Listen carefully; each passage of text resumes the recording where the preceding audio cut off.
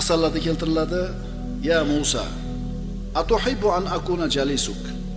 Asarlarda keltiriladi, Alloh taolo Musa alayhisalomga dedi: "Ey Musa, senga ham suhbat bo'lishligimni xohlaysanmi?"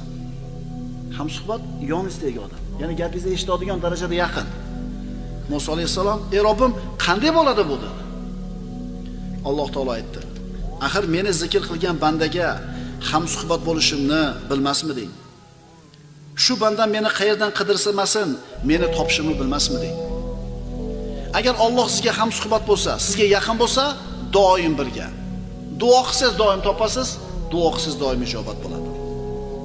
Allohga yaqin bo'lishlik, birodarlar, dinni, iymonni cho'qqisi. Allohga yaqin bo'lishlik, itoatni va kuniga rozilikni cho'qqisi. Allohni yaqin ekanligini his qilgan banda hayotidan rozi bo'lmay iloji yo'q. Hatto musibatli kun kelganda ham hayotidan rozi. Umar ibn Xattob aytar ekanda, ustimga musibat kelsa 3 ta yaxshilikni ko'raman.